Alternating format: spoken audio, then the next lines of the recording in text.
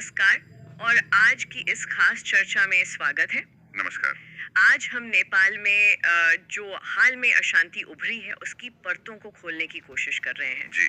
हमारे पास जो जानकारी है वो एक विश्लेषण पर आधारित है जिसका शीर्षक है नेपाल अशांति, विरोध, हमले और सत्ता संघर्ष। हुँ, और दिलचस्प बात यह है कि ये विश्लेषण हमें सीधे जवाब नहीं देता बल्कि कुछ बड़े और महत्वपूर्ण सवाल उठाता है। अच्छा, जैसे कि? जैसे कि काठमांडू की सड़कों पर कौन उतर आया है, हमले किस पर हो रहे हैं और सबसे बड़ी बात, सत्ता असल में किसके हाथ में है। ये तो वाक़ई बड़े सवाल हैं। हाँ, और साथ ही कर्फ्यू की खबरों का भी जिक्र है इसमें।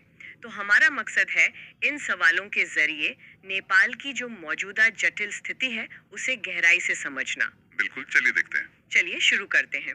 तो सबसे पहले इस पहेली का पहला बड़ा टुकड़ा उठाते हैं। ये प्रदर्शनकारी कौन है? हुँ, जिक्र है कि काठमांडू में विरोध हो रहे हैं और खास तौर पर जेन जी यानी युवा पीढ़ी का नाम लिया जा रहा है। हाँ, युवा पीढ़ी। तो सड़कों पर उतरे इन लोगों के बारे में ये जानकारी क्या इशारा कर रही है? ये सिर्फ एक भीड़ है या कुछ और है इसके पीछे? ये सवाल अपने आप में बहुत अहम है। हम्म। देखिए, सिर्फ़ ये जानना काफ़ी नहीं कि विरोध हो रहा है, हाँ। बल्कि ये समझना कि विरोध कौन कर रहा है, ये ये स्थिति की रूपरेखा तय करता है। अच्छा। जब जेन ज़ी या युवा पीढ़ी का ज़िक्र आता है, हाँ। तो ये कई संभावनाओं की तरफ इशारा करता है। हाँ। मतलब पहली बात, क्या ये पारंपरिक राजनीतिक दलों से एक तरह का मोह भंग है? हो सकता है। अक्सर युवा पीढ़ी नए माध्यमों का इस्तेमाल करती है, जैसे सोशल मीडिया। हाँ। उनकी मांगे अलग हो सकती हैं। हाँ। उनका विरोध का तरीका हाँ। वो पारंपरिक आंदोलनों से शायद अलग हो। हाँ। तो क्या हम एक ऐसी नई राजनीतिक चेतना का उदय देख रहे हैं जो स्थापित ढांचों को चुनौती दे रही है? हाँ, ये तो सोचने वाली बात है। मतलब अगर ये युवा हैं तो शायद उनकी प्राथमिकताएं पुरानी पीढ़ी के नेताओं या आंदोलनों से बिल्कुल अलग हों। मुमकिन है।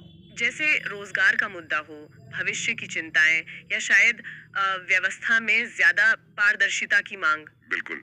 उनकी मांगे आर्थिक हो सकती हैं, सामाजिक हो सकती हैं, या फिर पूरी राजनीतिक व्यवस्था में ही बदलाव की हो सकती हैं। हम्म। और ये जानना कि प्रदर्शनकारियों में कौन कौन से समूह शामिल हैं, जैसे? क्या सिर्फ छात्र हैं या युवा पेशेवर के हैं, क्या इसमें अलग अलग सामाजिक आर्थिक पृष्ठभूमि के लोग हैं? हाँ, ये जानना जरूरी है। ये आंदोलन के चरित्र और उसकी संभावित दिशा को समझने के लिए बेहद जरूरी है। सही। अगर ये एक व्यापक गठबंधन है, तो जाहिर है इसका असर ज्यादा गहरा हो सकता है। और अगर नहीं है तो? अगर ये किसी एक खास समूह तक सीमित है, तो शायद इसे नजरअंदाज करना या दबाना सरकार के लिए आसान हो। अच्छा।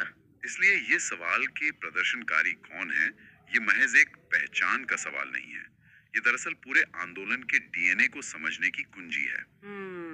आंदोलन का डीएनए। हाँ, ये हमें बताता है कि जमीन पर ऊर्जा कहाँ से आ रही है असल में। सही कहा, ये पहचान का सवाल आंदोलन की जड़ों तक ले जाता है। अच्छा, इसी उथल पुथल के बीच एक और चिंताजनक पहलू सामने आता है। जी। हमलों का जिक्र। जी। जानकारी कहती है कि हमले हुए हैं और फिर सवाल उठता है किन पर हमले हुए हैं। हम्म। ये सवाल अपने आप में कितना गंभीर है और ये सुरक्षा की स्थिति के बारे में क्या बताता है? देखिए, किन पर हमले हुए हैं, ये सवाल पूछते ही माहौल में एक तनाव और अनिश्चितता सी घुल जाती है। हाँ। हमलों का होना ही अपने आप में अस्थिरता का बड़ा संकेत है, लेकिन निशाना कौन है, ये जानना स्थिति की गंभीरता और प्रकृति को समझने के लिए निर्णायक हो जाता है। मतलब थोड़ा और समझाएंगे? मतलब सोचिए, अगर हमले सरकारी इमारतों या सुरक्षा बलों पर हो रहे हैं, हाँ। तो ये सीधे तौर पर सत्ता को चुनौती है। ठीक। अगर निशाना राजनीतिक विरोधियों या कार्यकर्ताओं पर है, तो ये राजनीतिक हिंसा और शायद बदले की भावना का संकेत देता है।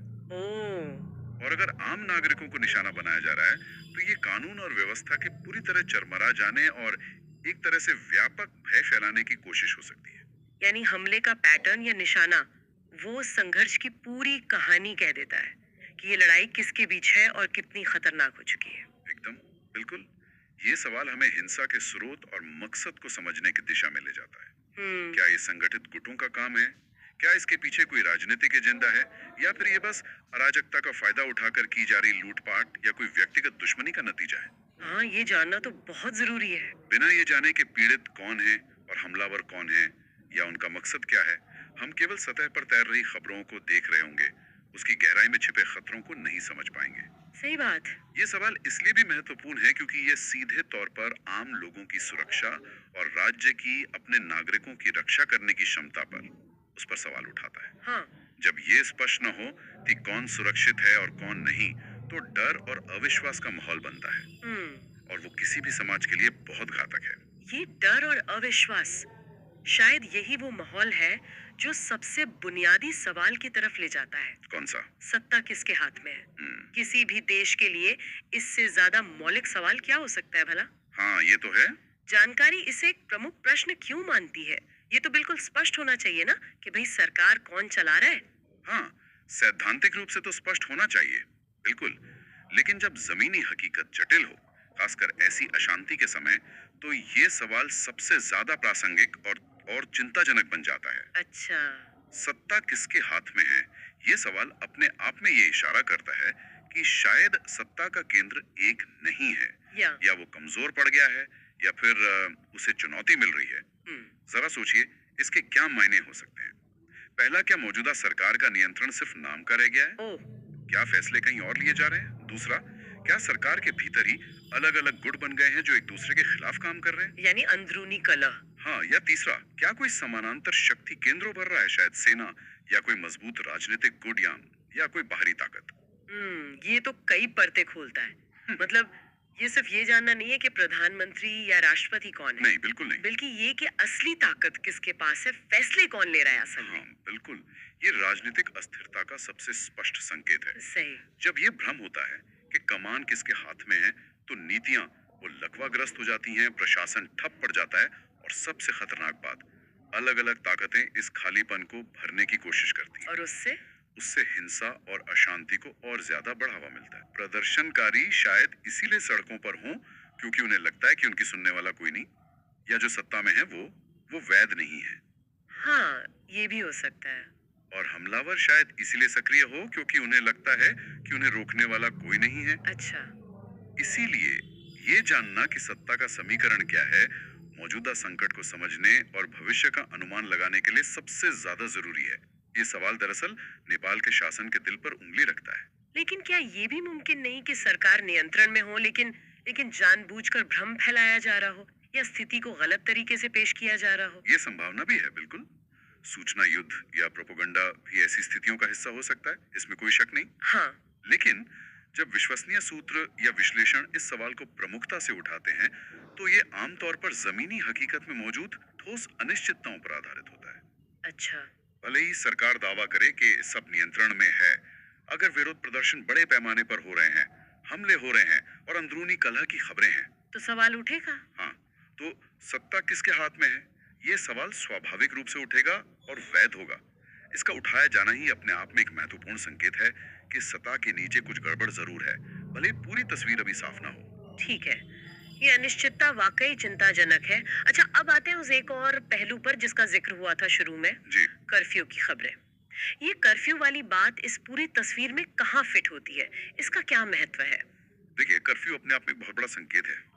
कोई भी सरकार कर्फ्यू जैसा सख्त कदम तभी उठाती है जब उसे लगता है कि स्थिति सामान्य तरीकों से काबू में नहीं आ रही है। हाँ, मतलब जब हालात बहुत बिगड़ जाए। बिल्कुल, यानी जब बड़े पैमाने पर हिंसा, लूटपाट या अशांति का खतरा हो, या वो फैल चुकी हो, तो कर्फ्यू समाचार का जिक्र ये बताता है कि अधिकारी जमीनी हकीकत को गंभीर मान रहे हैं और नियंत्रण करने की कोशिश कर रहे हैं। हाँ, और नागरिकों की आवाजाही को बलपूर्वक सीमित करके व्यवस्था बहाल करने की कोशिश कर रहे हैं। तो ये एक तरह से आधिकारिक स्वीकारोक्ति है कि हालात बिगड़ चुके हैं, मतलब सरकार मान रही है कि प्रॉब्लम है। हाँ, इसे इस तरह से देखा जा सकता है। बिल्कुल, कर्फ्यू लगाना मतलब है कि राज्य अपनी असाधारण शक्तियों का प्रयोग कर रहा है। अच्छा। ये दर्शाता है कि विरोध प्रदर्शन या हिंसा उस स्तर पर पहुंच गई है जहां रोजमर्रा का जीवन और सामान्य कानून व्यवस्था बनाए रखना मुश्किल हो गया है। ये जानकारी हमें बताती है कि जो कुछ भी हो रहा है वो मामूली नहीं है, बल्कि इतना गंभीर है कि नागरिकों के मौलिक अधिकारों को, जैसे घूमने फिरने की आजादी, उसको अस्थायी रूप से निलंबित करने की नौबत आ गई है। सही। ये हमें जमीनी तनाव की तीव्रता और राज्य की प्रतिक्रिया दोनों का अंदाजा देता है। कर्फ्यू खुद कहानी का एक हिस्सा बन जाता है। ये ना सिर्फ हालात की गंभीरता दिखाता है, बल्कि आम लोगों के जीवन पर पड़ने वाले सीधे असर को भी रेखांकित करता है। तो अगर हम इन चारों सवालों को एक साथ देखें, प्रदर्शनकारी कौन है, हमले किस पर हो रहे हैं, सत्ता किसके हाथ में है, और कर्फ्यू क्यों लगा, ये सब मिलकर नेपाल की एक बहुत ही जटिल और विस्फोटक तस्वीर पेश करते हैं। बिल्कुल। ऐसा लगता है कि ये जानकारी हमें जवाब देने के बजाय सही सवाल पूछने पर मजबूर कर रही है ना? बिल्कुल सही कहा आपने। ये विश्लेषण शायद जानबूझकर जवाब देने से बच रहा है, क्यों? क्योंकि हो सकता है कि स्थिति इतनी तेजी से बदल रही हो या इतनी अपारदर्शी हो कि पुख्ता जवाब देना शायद संभव ही ना हो अभी। इसके बजाय ये उन कोर इश्यूज को, उन मुख्य मुद्दों को रेखांकित कर रहा है जिन्हें समझना सबसे जरूरी है। अच्छा। ये हमें एक फ्रेमवर्क दे रहा है, एक ढांचा, कि अगर आपको नेपाल संकट समझना है तो इन 4 क्षेत्रों पर ध्यान केंद्रित करें। आंदोलन की सामाजिक संरचना, खासकर ज़ेनजी की भूमिका, हाँ। हिंसा का पैटर्न और लक्ष्य क्या है, सत्ता का वास्तविक केंद्र कहाँ है और राज्य की प्रतिज्ञा की तीव्रता कितनी है, जैसे कि कर्फ्यू। ये एक तरह से हमें गाइड कर रहा है कि किन बिंदुओं पर और जानकारी जुटानी चाहिए, कहाँ देखना चाहिए। और ये अपने आप में एक दिलचस्प बात है कि ऐसी उथल पुथल वाली स्थितियों में भरोसेमंद जानकारी मिलना कितना मुश्किल हो जाता है। हाँ, है ना? निश्चित रूप से बहुत मुश्किल। ऐसी स्थितियों में अफवाहें तेजी से फैलती हैं। अलग अलग पक्ष अपने नैरेटिव को आगे बढ़ाते हैं। हाँ, अपना अपना सच। हाँ, अपना अपना सच। और असल सच तक पहुंचना बहुत चुनौतीपूर्ण हो जाता है। सही। शायद यही वजह है कि ये विश्लेषण सवालों पर ज्यादा जोर दे रहा है। ये पाठक या श्रोता को भी सोचने और आलोचनात्मक रूप से जानकारी का मूल्यांकन करने के लिए प्रेरित करता है। ये हमें याद दिलाता है कि जल्दबाजी में निष्कर्ष पर पहुंचना खतरनाक हो सकता है, और सही सवाल पूछना वो जवाब जानने की दिशा में पहला और सबसे महत्वपूर्ण कदम है। वाकई एक बेहद उलझी हुई स्थिति जिसे इन सवालों ने एक ढांचा सा दिया है। ये तो साफ है कि नेपाल में जो हो रहा है उसकी पूरी तस्वीर समझने के लिए इन सवालों के जवाब मिलना बहुत जरूरी है। कौन सड़कों पर है, कौन निशाने पर है और कौन कमान संभाल रहा है। और इस तरह से सवालों को रखना, कौन विरोध कर रहा है, किस पर हमला हो रहा है, कौन सत्ता में है, ये इस पूरी उथल पुथल के मानवीय और राजनीतिक आयामों को सामने लाता है। मानवीय और राजनीतिक, हाँ। ये सिर्फ घटनाओं की एक लिस्ट नहीं रह जाती, बल्कि ये लोगों की कहानी बन जाती है। उनकी पहचान, उनकी सुरक्षा, उनके नेता, ये सब दांव पर लगे हैं। ये हमें याद दिलाता है कि राजनीति और संघर्ष अंततः इंसानों के बारे में ही होते हैं। और ये हमें सोचने के लिए एक दिलचस्प बिंदु पर छोड़ जाता है, नहीं? क्या? कि जब हालात तेजी से बदल रहे हों और हर तरफ अशांति हो, तो क्या सिर्फ घटनाओं को जानना ही काफी है, या फिर जिस तरह से हम सवाल पूछते हैं, किन मुद्दों को हम सबसे अहम मानते हैं, क्या वही हमारी समझ को सबसे ज्यादा प्रभावित करता है? शायद सही सवाल पूछना जवाब ढूंढने जितना ही या उससे भी ज्यादा महत्वपूर्ण हो जाता है।